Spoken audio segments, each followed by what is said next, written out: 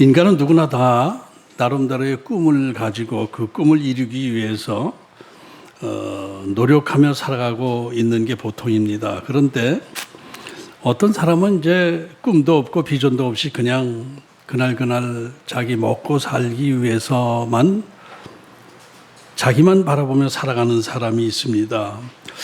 이런 사람에게 이제 주위에서 권합니다. 꿈을 가지시오. 비전을 가지십시오. 그리고 앞으로 향해 나가십시오. 이런 이야기를 하면은 되게 나 같은 게 무슨 꿈을 가집니까? 난 무능해서 뭐 할 수 있는 게 없습니다. 가진 것도 없습니다. 배운 것도 없습니다. 그래서 그냥 되는 대로 그냥 그날 살아가고 있는 거죠. 이렇게 대답하고 있는 경우가 많습니다. 이런 사람은 되게 그 열등의식에 사로잡혀 있는 사람이고 그 안에 뭔가 상처가 치유되지 않은 사람들이라고 볼 수 있습니다. 한마디로 이런 사람들은 자존감이 없이 자기를 비하시키면서 살아가는 사람들이죠. 지난주에 그 자존감이 없는 사람들은 자기를 사랑하지 않는 사람들이고 자기를 사랑하지 않는 사람은 다른 사람도 사랑할 수 없다라는 것을 같이 이제 좀 깊은 의미로 이렇게 생각을 해봤습니다. 그래서 예수님께서 이런 말씀을 하신 거예요. 내가 아버지의 사랑 안에 거하는 것처럼 너희도 나의 사랑 안에 거하라. 그때 너희 안에 기쁨이 충만해질 것이고 내 친구가 될 것이다. 이런 말씀을 하셨어요. 그러니까 열등의식이 있고 상처가 안에 있는 상처가 치유되지 않고 그렇게 자기를 비하하면서 살아가는 사람, 이것이 치유되는 방법, 해결되는 방법은 예수님의 사랑 안에 거하는 것입니다. 예수님의 사랑 안에 거하는 거예요. 예수님 안에 거하는 것입니다. 그럴 때 자존감이 회복되는 것이고 기쁨이 충만해지는 것이고 또 무엇이든지 기도하는 대로 다 이루어진다라고 예수님 말씀하셨어요. 기억나시죠? 이 말씀은 우리 인생에서 아주 중요한 말씀입니다.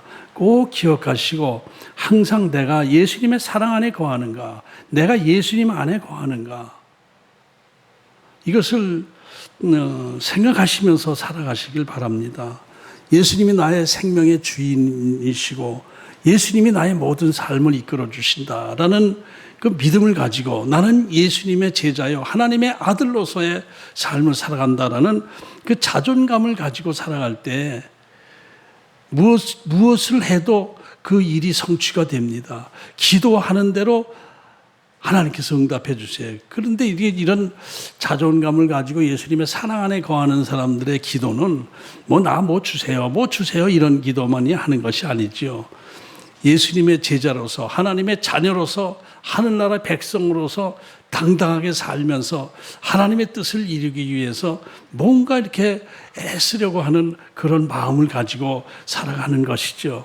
이런 사람들이 구하는 것은 그렇게 조속한 것만 바라지는 않을 것입니다.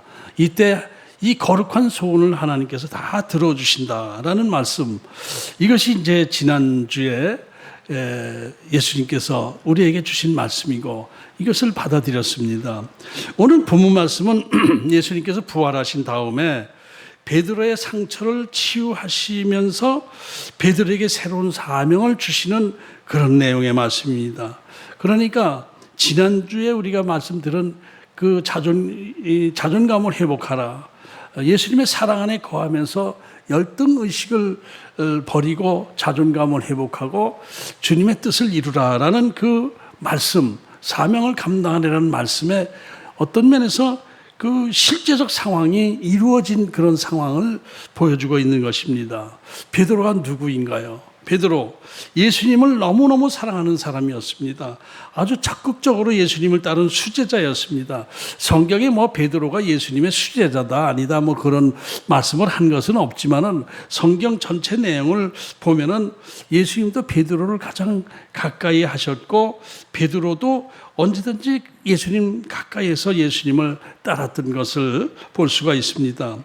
성격이 좀 다혈질이라 좀 덜렁대는 면이 있긴 했지만은 그러나 그 베드로의 성격의 특징은 좀 적극적이고 또 열정적이고 추진력이 있는 그런 스타일의 사람이었습니다. 그런데 이 베드로가 예수님의 십자가 앞에서 그만 그 인간의 나약함, 비겁한 모습을 그대로 드러내 보여주게 된 것입니다. 베드로는 3년 동안 예수님을 따라다니면서 많은 경험을, 많은 기적을 경험했습니다. 예수님의 많은 능력을 경험하고 예수님이 하나님의 아들이시오, 독생자 아들이시오, 메시아 그리스도이신 것을 고백하면서 주님을 따랐던 사람입니다. 큰 풍랑 속에서 예수님께서 바다 위로 걸어오는 것을 보면서 주여, 저도 바다 위로 걷게 해 주십시오. 이렇게 할 때, 그래 와라 할 때 막 배가 뒤집혀지려고 하는 그런 아우성치는 그런 상황 속에서 그 파도 위로 뛰어내렸던 사람입니다. 이것은 목숨을 걸고 예수님을 믿었던 것이죠. 그죠? 죽을 때 죽는 한에 있어도 난 예수님 말씀을 믿습니다라고 하고 죽기를 각오가 뛰어내렸던 사람이에요. 이런 사람입니다. 베드로는. 또 십자가 지시기 전날 또 예수님께서 이제 너희들 곁을 떠날 것이다 하시면서 너희들도 내 곁을 다 도망갈 것이다. 나를 배반하고 떠날 것이다 라는 말씀을 하실 때에 이 베드로가 큰 소리로 이렇게 말합니다. 모두가 다, 여기 있는 사람들 모두가 다 주님을 버릴지라도 저는 주님을 버리지 않겠습니다. 저는 주님을 위해 목숨을 버리겠습니다. 이렇게 큰 소리 쳤던 사람이에요. 이 말을 할 때 베드로가 그냥 간사스럽게 거짓말로 그냥 겉으로만 큰 소리 친 것은 아니라고 보여집니다. 그 당시에 베드로의 마음은 진심으로 죽기를 각오하고 예수님에게 목소리 크게 저는 주님을 죽기까지 사랑합니다. 이런 표현을 한 것으로 보여집니다. 이런 사람이었는데 십자가에서 그만 너무도 맥없이 어처구니 없이 3번씩이나 예수님을 부인했고 또 마지막 3번째에서는 예수님이 들릴 만한 가까운 거리에서 뭐 한 10m 정도 거리에서 예수님을 저주하는 말까지 했어요. 이렇게 한 것은 평소에 베드로 같지 않은 행동이었고 정말 많은 사람이 놀랐지만은 베드로 자신도 자기의 행동에 대해서 놀랐을 거예요. 왜 놀랐냐면 예수님께서 최후의 만찬 때 내가 주님을 끝까지 버리지 않게 목숨을 걸고 주님을 따르겠습니다 할 때 네가 닭 울기 전에 3번 나를 부인할 거야. 이렇게 말씀하셨잖아요. 그런데 그렇게 3번 부인할 때에 닭 울음소리가 저쪽에서 꼬꾸댁 소리가 나니까 퍼뜩 그 예수님의 말씀이 생각나가지고 밖으로 뛰어나가가지고 통곡을 했다. 이렇게 성경에 기록되어 있습니다. 이것은 이제 그냥 베드로의 스타일, 성격, 그런 것을 전체적으로 볼 때 예수님을 사랑하지 않아서가 아닐 것 같아요. 그렇게 믿고 따르던 그 메시아를 믿고 따르던 그 베드로, 그 능력자였던 그 예수님께서 너무나 갑자기 맥없이 붙잡히시게 되니까 베드로, 모든 제자를 비롯해서 베드로도 너무 당황해서 아마 정신이 획 나가가지고 이상한 행동을 했던 것이다 이렇게 생각이 되긴 합니다. 베드로 자신은 이런 자신의 그 나약하고 그 비열한 모습에 스스로 얼마나 상처를 받았겠습니까? 좌절했을 거예요. 내가 이런 놈이었나? 내가 이렇게 나약하고 비겁한 놈이었나? 이런 생각을 했을 거예요. 그러면서 좌절하고 낙심하고 상처 속에 있을 때에 이때 그보다 더 힘든 일이 생겼는데 그 십자가에 죽으셨던 예수님께서 부활하셨다는 얘기가 들리는 거예요. 아니 내가 그렇게 예수님을 그 귀에 들릴 만한 위치에서 예수님을 부인하고 저주까지 했는데 아니 부활하셨다니 어떻게 하면 좋아 내가 이런 생각이 든 거 아니에요? 그렇지 않아도 힘든데 부활하신 예수님께서 직접 자기 앞에 나타나실 때에 얼마나 괴로웠겠습니까? 정말 쥐구멍으로 들어가고 싶고 죽어버리고 싶은 마음이 들었을 것입니다. 이제 거기다가 이제 제가 이 성경을 전체적으로 이렇게 전체적으로 보면서 느낀 것은 부활하신 예수님은 생전의 예수님과는 좀 다른 상태였다 이런 것을 좀 느끼게 됩니다. 갑자기 문을 걸어 잠그고 있는 방 안에 갑자기 들어오시고 또 휙 나가시기도 하고 갑자기 사라지시기도 하고 이렇게 하는 모습이 기록되어 있잖아요. 그리고 또 부활하신 다음에 제자들이 엠마오로 내려가던 두 제자도 예수님인 줄 모르고 식사까지 하고 그러다가 나중에 깨달았잖아요. 부활하신 그 예수님의 모습은 살아계실 때의 모습처럼 확실하지는 않았던 것 같은 생각이 들어요. 그러니까 바로바로 알아보지 못하는 장면이 막달라 마리아도 바로 알아보지 못했잖아요. 앞에 계시는데도 바로 알아보지도 못하고 이런 것을 볼 때 부활하신 예수님의 모습은 어딘가 좀 그냥 이렇게 육체적인 모습이라기보다는 좀 신령한 모습으로 보여졌을 것이고 영적인 존재 같은 느낌이 이렇게 와졌던 것 같아요. 그러다 보니까 좀 십자가 지시기 전에 그 가깝던 인간의 감정, 그 따뜻한 그 친밀한 감정 이런 것에 좀 거리감이 느껴지지 않았나 이런 생각이 들기도 합니다. 그래서 그런지 베드로와 몇몇 제자들은 자기들의 고향 갈릴리로 내려가 있었던 것 같은데 이때 베드로가 나 물고기 잡으러 가야겠어. 아니 예수님의 제자로서는 자격이 없어. 그냥 물고기 잡는 어부라 다시 어부를 본업으로 다시 들어가야 되겠어. 이렇게 하니까 그래 우리도 같이 가자. 우리도 마찬가지지 뭐. 이렇게 해서 6 제자들이 따라와서 7명이 이제 고기를 잡기 시작한 것이죠. 배 타고 물고기를 잡게 되었는데 이 첫날 이제 밤에 고기를 잡았죠. 거기 갈릴리 거기서는 밤에 고기들이 잡힌다고 그래서 이제 그렇게 얘기들을 하는데 밤에 나가서 고기를 밤새도록 그물을 내렸지만은 한 마리도 잡히질 않았던 거예요. 그렇지 않아도 좌절감, 실망감 이런 데서 젖어 있는 상황에서 맥없이 옛날 직업으로 돌아가자. 송충이가 소나무 솔잎을 따먹어야지 뭐 이런 생각을 하면서 고기 잡고 있는데 그 고기까지 잡히질 않으니 그들의 심정이 얼마나 스스로 초라해졌겠습니까? 상처 위에 또 상처가 덧입혀진 거예요. 이런 상태에서 갑자기 예수님께서 그 바닷가에 멀리서 예수님께서 나타나셨던 거예요. 3년 전 제자들이 예수님을 처음 만났던 장소가 어디지요? 바로 여기입니다. 이 장소예요, 이 장소. 고기 잡던 장소, 그물 내리던 그 장소. 거기서 예수님을 만났던 거예요. 그날도 3년 전에도 고기 한 마리도 잡지 못하고 밤새도록 고생만 하고 아이고 또 오늘도 헛땅쳤구나라고 그물을 이제 다듬고 정리하고 있는 상황 속에서 예수님께서 나 그 배에서 잠깐 설교 좀 하겠다. 그렇게 좀 빌려줄 수 있냐? 이래서 예수님을 만나게 된 것인데 그러고 나서 예수님께서 한 마리도 고기 잡지 못한 그들을 보면서 깊은 곳에 그물을 내려. 그러니까 그 학자들 얘기는 깊은 곳에는 물고기가 없다 뭐 이렇게들 얘기를 하고 있는데 어쨌든 깊은 곳으로 내려 이렇게 할 때 순종해서 깊은 곳으로 그물을 던졌더니 그물이 찢어질 정도로 고기가 많이 잡혔다. 이것이 처음 만난 장면 아니겠습니까? 이때 이런 기적이 일어나는 것을 보면서 베드로가 이분이 우리가 기다리던 메시아 아닌가라고 생각하면서 그때 자기의 그 죄성이 느껴졌던 모양이죠. 그래서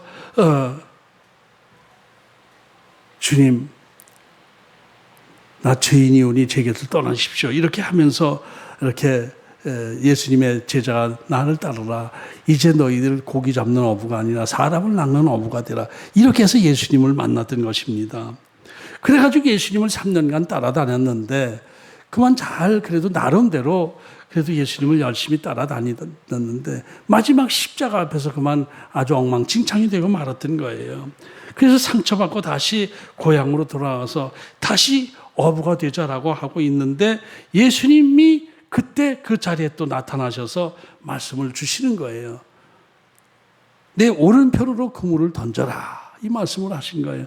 이게 뭔가 3년 전의 모습하고 비슷하게 맞아 돌아가잖아요. 아마 이것은 예수님께서 제자들을 깨우치시고 회개시키시고 다시 그들을 받아들이시기 위한 어떤 드라마 연출 세팅을 하신 것이다. 이런 느낌이 드는 것입니다. 3년 전 모습 그대로 탁탁탁탁 그렇게 할 때 3년 전 예수님을 처음 만날 때 장면이 기억되지 않았겠습니까? 그렇게 그런 장면을 만드신 거예요. 그런 말씀을 이렇게 오른편으로 던지라 뭐 이런 말씀을 할 때 그래도 좀 총명하고 좀 그래도 그렇게도 좀 그래도 지혜로운 제자가 요한이었던 것 같아요. 항상 어려움 속에서도 지혜롭게 행동한 게 요한인데, 형님, 베드로 형, 주님이신 것 같아요. 주님, 뭐 주님이야? 주님 맞아? 이렇게 할 때 예수님, 그 베드로는 다시 옛날 그 다혈질적인 기질이 확 생각나서 그대로 물로 뛰어드는 거예요. 다이빙해서 팍 뛰어들어서 수영하는 거예요. 수영하고 온 거예요. 90m 정도 기록이 이제 50칸 뭐 이렇게 되는데 200한 90m 정도 되는 걸로 이제 우리가 알고 있습니다. 90m 정도 되는 것을 그대로 헤엄쳐서 왔고 다른 제자들은 배 타고 고기 잔뜩 잡은 그물을 끌고 육지로 올라왔습니다. 제자들은 이제 밤새 고기 잡느라고 허기진 상태인데 육지로 올라와 보니까 예수님께서 숯불을 펴놓고 거기에 떡과 생선을 굽고 계신 거예요. 이것은 또 다른 세팅을 하신 거예요. 드라마 세팅을 하신 거예요. 베드로에게는 그 으스스한 새벽에 숯불을 딱 보니까 며칠 전에 제사장한테 신문 받고 있는 그 제사장 집 마당에서 숯불에서 이렇게 숨어서 숯불을 쬐고 있던 생각이 퍼뜩 떠올랐을 거예요. 등이 섬찟했을 거예요, 아마. 그런데 예수님께서는 음식을 준비하시고 제자들에게 배고플 텐데 자, 밥들 먹어라. 이렇게 하면서 너희들 잡은 물고기도 가져와서 더 먹자. 이렇게 말씀하셨는데 이때 잡은 물고기가 153마리인 건 우리가 다 알고 있습니다. 이때 베드로의 마음이 어땠겠습니까? 3년 전 처음 예수님을 만났을 때의 그 장면이 생각나고 3년간 예수님을 따라다니면서 겪었던 모든 일들이 주마등처럼 스쳐 지나갈 것입니다. 3년 동안 메시아의 나라, 하나님 나라를 세우기 위해서 꿈꾸며 나름대로 힘들었지만은 보람찬 하루하루를 보냈었는데 갑자기 예수님이 십자가 지시게 되고 그 과정에서 자기들 제자들이 다 갈팡질팡하던 모습, 도망 다니던 모습, 부인하던 모습, 나 저 사람 진짜 몰라, 진짜 모른다니까. 그러니까 너 사투리가 갈릴리 사투리인데 이렇게 얘기를 하잖아요. 그러니까 네 부산 사람이지. 그러니까 어떤 그 소녀가 그러니까 와카노, 나 부산 사람 아니다. 이렇게 또 얘기를 한 거예요. 부산 사투리 쓰면서 아니라고.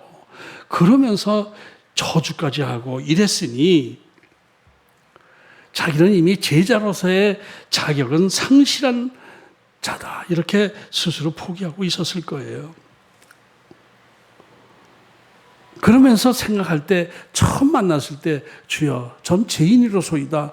저희 곁을 떠나주십시오. 이렇게 한 것처럼 아마 오늘도 그랬을 거예요. 주여 저는 제자로서 자격을 상실한 놈입니다. 진짜 한심한 놈입니다. 비겁하고 나약한 놈입니다. 저 그냥 어부 노릇이나 하겠사오니 주님 제 곁을 떠나십시오. 이렇게 말하려고 생각을 했을 가능성이 있어요. 이때 예수님께서 베드로를 불러요. 요한의 아들 시몬아, 내가 저 사람들보다 나를 더 사랑하니? 이렇게 질문을 하신 거예요. 요한의 아들 시몬아 이런 소리도 베드로는 꽤 오래간만에 듣는 호칭이죠. 그동안은 이제 예수님 따라다닐 때는 예수님께서 지어주신 그 반석이라는 의미의 페트로스라는 이름으로 불림을 받았어요. 거기다 예수님의 수제자라는 이름을 들었어요. 예수님의 수제자 베드로, 이런 말은 수시로 들었지만은, 예수님의 수제자 베드로요, 이런 말을 수시로 들었지만은, 시몬의 아들, 요한의 아들 시몬아, 이런 말은 오래간만에 듣는 거예요. 또 옛날 생각이 또 났겠죠. 그러면서 내가 이 사람들보다 나를 더 사랑하느냐? 이렇게 한 것도 뭔가 의미가 있어요. 자기가 그 예수님 십자가 지시기 몇 시간 전에, 그 전날 저녁에 내가 이 사람들보다 주님을 더 사랑합니다. 다 이 사람들이 주님을 다 배반하고 떠날지라도 저는 죽기까지 주님을 따르겠습니다. 이렇게 큰 소리 친 것이 딱 생각나는 거예요. 이 사람들보다 내가 나를 더 사랑해? 이렇게 할 때 머리가 복잡해졌을 거예요. 그래, 맞아. 나는 지금 예수님의 제자 베드로가 아니라 요한의 아들 시몬으로 돌아온 거 맞아. 그리고 예수님을 버리고 예수님을 가까이 하는 것이 아니라 그 친구들, 옛날 어부들을 더 가까이 해서 그들을 더 사랑해서 그들과 함께 고기 잡고 있는 내 모습이야. 이런 것을 딱 생각났을 거예요. 그러면서 또 생각이, 또 흘러가는 생각이, 퍼뜩 들은 생각이, 그러나 그렇다 하더라도 내가 예수님을 사랑하지 않은 것은 아닌데, 나 그래도 예수님을 사랑했는데, 이런 생각을 했을 거예요. 그래서 이 사람들보다 내가 나를 더 사랑하느냐라고 할 때, 예, 저 주님 사랑해요. 주님 아시잖아요. 사랑하지 않는 건 아닙니다. 막가파지 행동을 하긴 했지만은 예수님을 사랑하지 않는 것은 아닙니다. 라는 대답을 했던 거예요. 이때 예수님께서 뜻밖의 말씀을 하신 거예요. 내 어린 양을 먹여라. 이 말씀을 하신 거예요. 뭐요? 베드로의 생각은 예수님께서 너는 나를 실망시켰어. 넌 나 사랑하는 거 아니야. 넌 내 제자로서의 자격을 이미 상실했어. 나는 너를 사랑하지 않아. 뭐 이런 말씀을 하실지도 몰랐는데 예수님께서는 그래? 그냥 억지로 부끄러운 소리로 저 예수님 사랑하는 거 아시잖아요. 그러니까 그래? 내 양을 먹여. 내 어린 양을 먹여. 이 말씀을 하신 거예요. 두 번째 또 비슷한 말씀을 하세요. 너 정말 나를 사랑해? 아시잖아요. 저 사랑합니다. 그러니까 내 양을 쳐. 내 양을 먹여. 이런 말씀을 이렇게 해서 반복해서 3번을 말씀하셨어요. 3번을 말씀하시고 내 양을 먹이라, 내 양을 치라, 내 양을 먹이라, 이렇게 사명을 3번씩이나 사명을 주셨던 거예요. 그런데 여기서 예수님께서 베드로에게 내가 나를 사랑하느냐라는 그 문장을 원어로 보면은 아가파스메, 네가 나를 아가페 사랑을 하냐? 이렇게 말씀하신 거예요. 그때 베드로가 오이다스 필로세라고 했어요. 이게 필로세라는 말은 필레오의 사랑을 합니다. 예수님께서는 아가페 사랑을 네가 해 나를? 그럴 때 필레오의 사랑을 합니다. 이렇게 대답을 한 거예요. 우리가 아는 대로 이 아가페의 사랑은 하나님의 사랑 아닙니까? 거룩한 사랑입니다. 일반적인 사랑, 관계성 안에서의 사랑이 아닙니다. 그냥 하나님의 일방적인 사랑, 이타적인 사랑입니다. 그냥 덮어놓고 주는 사랑이지 주고받고 하는 사랑이 아닌 것이 아가페 사랑입니다. 그런데 필레오의 사랑은 인간관계에서 서로 주고받고 하는 사랑, 친구 간의 사랑, 필레오의 사랑은 친구 간의 사랑으로 우리가 해석을 하죠. 그렇게 대답을 한 것입니다. 두 번째도 같은 질문을 하셨고 베드로는 역시 필레오의 사랑하는 거 아시죠? 그저 인간적으로 주님과의 관계성 안에서 저는 사랑했습니다. 이런 대답을 했던 거예요. 그런데 여기서 3번째의 질문을 하시는데 이번에는 예수님께서 베드로에게 필레스메 아가파스메가 아니고 필레스메라는 거. 너 나를 친구로 생각해? 친구로 사랑해? 이렇게 하는 거예요. 영어 성경, 어떤 영어 성경에서는 이 부분을 너는 진정으로 나의 친구냐? 이렇게 번역한 영어 성경도 있습니다. 세 번째는 아가파스의 사랑해가 아니라 너 나의 진짜 친구야? 이렇게 질문하신 거예요.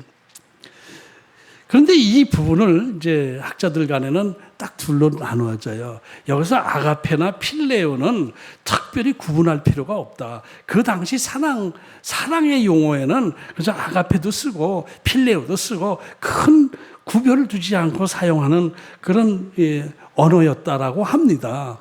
그러니까 구태여 뭐 아가페의 사랑이냐 이 필레오의 사랑이냐 구분할 필요 없이 그저 너 나 사랑해 이렇게 생각하면 되는 것이다. 이렇게 해석하자는 학자들도 있는데 어떤 학자들은 또 달라요.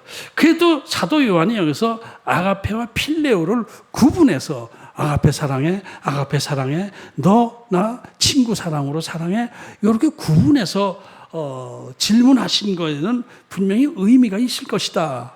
그래서 이거는 좀 우리가 좀 구별은 해야 된다라고 생각하는 학자들도 있습니다. 그런데 두 가지 다 뭐 틀렸다고 볼 수는 없어요. 두 가지 다 일리가 있어요. 여러분들 요 부분 설교 드릴 때 어떤 목사님은 여기서 뭐 이 사랑은 뭐 필레오니 아가페니 구분할 필요 없이 사랑입니다. 이렇게 설교하는 분도 있고 여기서 예수님께서 아가페 사랑을 하느냐고 질문하셨고 베드로는 필레오의 사랑을 하는 거 아시잖아요 라고 대답하는 것을 구분해서 설교하는 목사님들도 계실 거예요. 아마 다음에 그걸 의식하고 들어보시면 그게 딱 보여질 거예요. 그러나 저는 이것이 이렇게 딱 요한이 기록할 때에 아가페와 필레오를 구분해서 이렇게 두 번은 아가페 사랑, 세 번째 베드로는 처음부터 끝까지 필레오의 사랑으로 대답했고 마지막에 예수님께서 필레오 사랑이라도 하느냐 이렇게 질문하신 것은 그래도 의미가 있지 않은가라고 저는 생각이 됩니다. 예수님께서 십자가 지신 것은 아가페 사랑으로 지셨잖아요. 그래서 그 아가페 사랑 안에서 예수님께서 십자가 지셨기 때문에 너도 십자가 지는 그 사랑을 할 수 있어?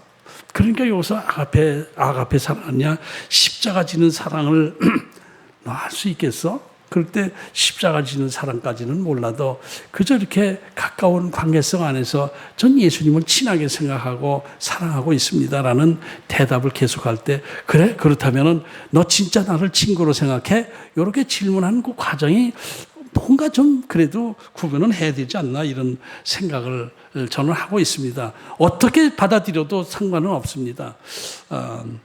그러나 여기서 중요한 것은 예수님께서 계속 나를 사랑해 내 양을 치라 세 번을 거듭하신 것은 베드로의 그 깊은 상처를 치유하시기 위한 목적이 있었던 것이다라는 것이죠. 예수님의 사역을 감당하기 위해서 가장 필요한 것은 상처가 치유되어야 돼요. 상처 있는 사람은 하나님의 일을 못해요. 상처가 치유되지 않은 사람은 교회 일을 하다 보면 항상 문제를 일으킵니다. 문제가 생겨요. 갈등이 생겨요. 뭔가 이렇게 자꾸 상처를 주고받고 하는 그런 상황이 생깁니다. 상처가 치유된 자라야만 하나님의 일을 감당할 수가 있는 것입니다. 그러니까 예수님을 세 번 부인했던 베드로에게 세 번 예수님을 사랑한다는 고백을 함으로 해서 다 상쇄시키는 의미가 있는 것이고 심리적인 치료의 방법이 있었던 것입니다. 그러면서 사명을 주셨어요. 여기서 사명을 내 양을 치라 먹이라는 것은 새로운 사명을 주신 것이죠. 그렇죠? 이것은 예수님의 사랑 안에서 베드로를 용서했다라는 것이 그 안에 깔려 있는 것입니다. 새로운 사명을 주셨으니까. 그러니까 베드로의 입장에서는 너는 내 제자로서 자격이 없어. 파면시킬 거야. 라고 할 줄 알았는데 오히려 한 단계 업그레이드된 승진한 사명을 주신 거예요. 처음에 베드로에게 뭐라고 말씀하셨죠? 사명을 주셨죠? 이제 너는 고기 잡는 어부가 아니라 사람을 먹는 어부가 되게 할 것이다. 사람을 낚는 어부가 되게 할 것이다. 이건 전도자로서 내가 너를 사용할 것이다. 이렇게 말씀하셨는데 지금 내 양을 먹이라, 내 양을 치라는 건 뭐예요? 선한 목자가 되라. 나는 선한 목자다라고 말씀하신 그 예수님께서 너도 선한 목자가 되라. 이 말씀을 하신 것이 예수님과 동등된 자격으로 승진시켜 주신 거니까 이것은 베드로로서는 이건 말도 안 되는 거예요. 회사를 엉망진창으로 만들어 놓고 회사를 부도낸 그 사람에게 사장이 와서 너 그래도 회사를 그래도 아끼고 사랑했지. 뭐 사랑하긴 했지만은 뭐 잘못했습니다. 그럴 때 대신 부장으로서 일을 하던 사람에 너 부사장으로 임명할 테니까 이제 일을 해. 이렇게 한 거나 마찬가지예요. 파면시킨 것이 아니라. 그러니까 베드로는 그때 상처가 치유된 거야. 주님께서 이 엉터리 같은 나를 용서해 주시고 나를 다시 주님과 동등된 자격으로 주님의 일꾼으로 제자로서 사용하겠다고 말씀하셨구나. 감사합니다. 용서해 주셨군요. 주님의 아가페 사랑으로 제가 용서받았습니다. 이런 것을 하면서 베드로의 그 상처는 치유가 이 순간에 됐던 것입니다. 그런데 여기서 베드로의 세 번씩 반복되는 내가 예수님과 베드로의 그 반복되는 내용에서 내가 나를 사랑하느냐 할 때 베드로의 대답하는 자세가 조금 전과는 다르다는 느낌이 듭니다. 전 같았으면 어떻게 했을까요? 내가 나를 사랑해? 내가 이 사람들보다 나 더 사랑해? 당연하죠. 저 예수님 최고로 사랑합니다. 저 죽기까지 저는 예수님을 따르겠습니다. 저 믿어주십시오. 목숨을 걸고 주님을 사랑하겠습니다. 옛날 같으면 베드로의 기질상 그렇게 대답했을 거예요. 그런데 아가페 사랑을 하느냐 할 때 필레오 사랑한 거 아시잖아요. 아마 기어 들어가는 소리로 그렇게 대답했을 거예요. 세 번씩. 세 번씩이나 질문할 때는 예수님께서는 우리의 모든 것을 다 아시는 분이신데 왜 자꾸 물으세요? 저 필레오의 사랑을 하는 거 아시잖아요. 이러면서 근심 섞인 목소리로 대답을 했지만은 그러나 그 가운데서 내 양을 쳐. 선한 목자가 돼. 나처럼. 포도나무 가지가 돼서 떨어지지 말고 선한 목자가 되도록 하라. 이 말씀을 하실 때 베드로의 이 누적되어 있던 상처가 싹 풀렸을 거예요. 여기서 예수님께서 베드로에게 주셨던 질문, 내가 나를 사랑하니? 라고 질문을 한 것이 우리에게 질문하신 것으로 우리가 한번 받아들여 보십시다. 예수님께서 여러분들에게 너 나를 사랑해? 라고 지금 질문하실 때 어떻게 마음속에 받아들이겠습니까? 예? 사랑이요? 글쎄요. 사랑까지는 잘 몰라도 사랑 받기를 원하고 예수님께서 내가 필요한 거 구할 때 들어주시기는 바랬지만은 예수님을 사랑한다라고 생각해 본 적은 아직 없는데요. 이러신가요? 아니에요. 제가 비록 기도 열심히 교회 안에서 열심히 사명 감당하고 있지는 못하지만은 그래도 예수님을 사랑하는 마음은 있습니다. 내 속에 예수님을 사랑하는 마음이 있습니다. 이런 생각이 드시나요? 예, 있을 거예요. 그러니까 여기 와서 예배 드리고 있는 것이죠. 예수님을 사랑하지 않으면서 부처님을 사랑하면서 왜 절에 가지 않고 여기 오셨겠습니까? 힘든데 피곤한 주일날 푹 좀 잠자고 쉬고 싶은데 여기 멀리서들 오신 것은 예수님이 사랑하시기 때문에 오신 거 아니에요? 아멘. 그래요. 이때 예수님께서 말씀을 주세요. 그래. 내 양을 쳐라. 내 양을 먹이라. 이 말씀. 여기서 처음엔 어린 양이라고 표현했지. 어린 양을 먹이라.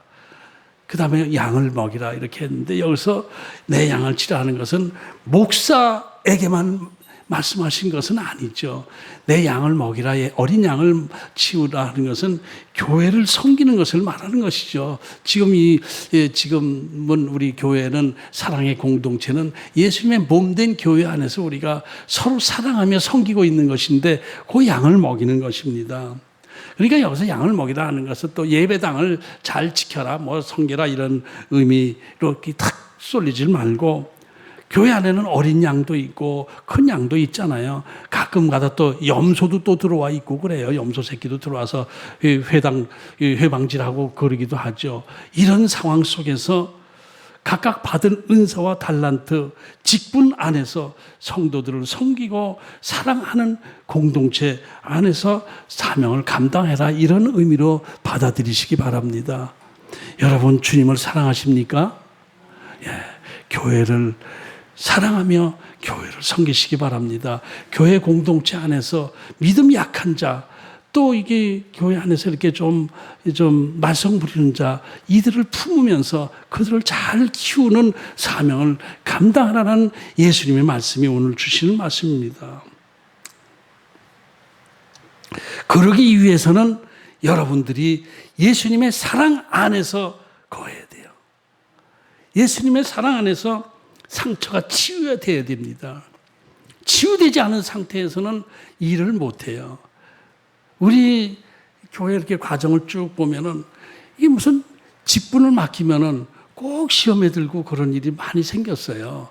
이렇게 무슨 선교회장 뭐 이런 거 시키게 되면 꼭 이렇게 그 문제가 되고 떠나가고 이런 일이 자꾸 생기더라고요. 이런 것들이 다 주님의 사랑 안에서 거하면서 상처 치유받은 정말 자존감 있는 예수님의 제자들이 되지 못한 사람들이 뭔가 이렇게 일을 하려고 하다 보면은 힘들어요. 자꾸 힘들고, 아유, 난 못하겠어요. 이렇게 됐던 것 같은 생각이 듭니다.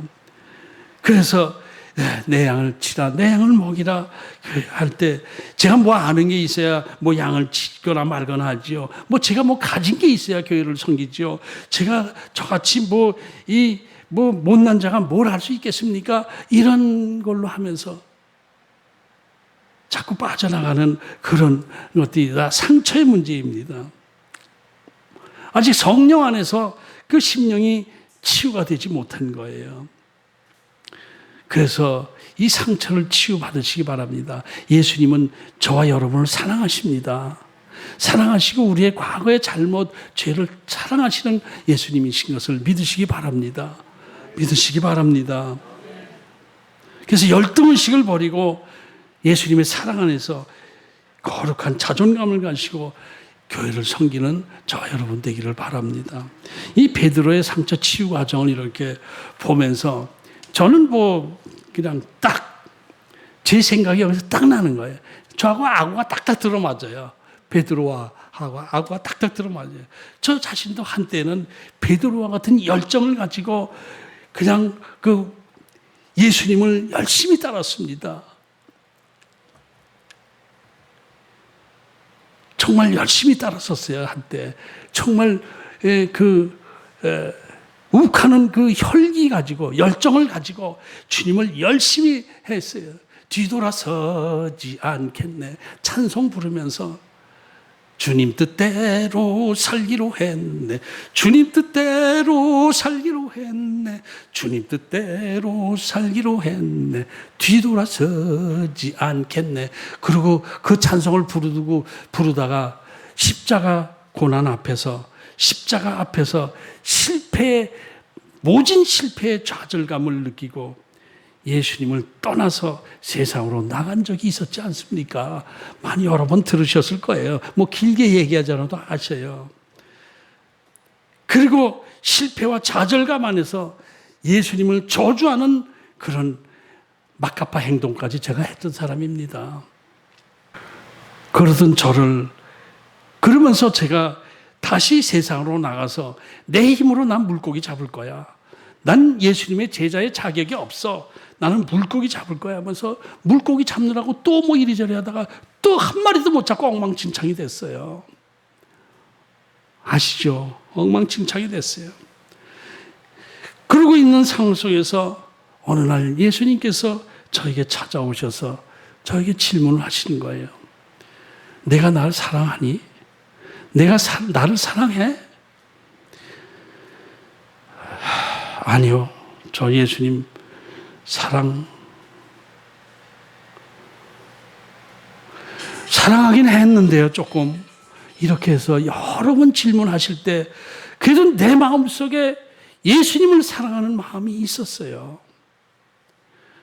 걔 눈물이 쏟아지면서 다시 예수님 잘못했어요. 제 나약함, 이 비굴함, 비겁함, 비열함, 이것을 제가 저절히 느끼고 있습니다. 그러나 저 예수님 사랑하는 마음이 있긴 있습니다. 이렇게 할 때 내 양을 먹여, 내 양을 먹여, 이 말씀을 하시던 거예요. 처음엔 그저 전도자로서의 사명을 열심히 감당하고 있었는데 예수님께서 이제 전도자로서의 사명뿐만 아니라 내 양을 먹여, 목자 노릇을 해 라고 하셔서 어거지로 끌려서 이 자리에 서 있는 제 모습입니다. 베드로보다 더 엉망진창이었죠. 베드로만큼만 돼도 좀 낫죠. 근데 베드로만큼도 못한 저를 예수님께서 회복시켜 주셨어요. 그러면서 자존감을 회복시켜 주셨어요. 그 상처, 실패 트라우마에서 벗어나게 해주시고 다시 새로운 사명을 주셨어요. 그래서 지금도 예수님께서 내가 나를 아가페 사랑하느냐고 질문하실 때 우리는 아가페 사랑까지는 몰라도 필레오의 사랑을 가지고 주님 사명 감당하겠습니다. 이런 고백이 있어야 될 줄로 압니다. 그래서 저와 여러분 베드로처럼 이 갈릴리의 회복을 경험하는 축복을 받으시기 바랍니다. 기도하겠습니다.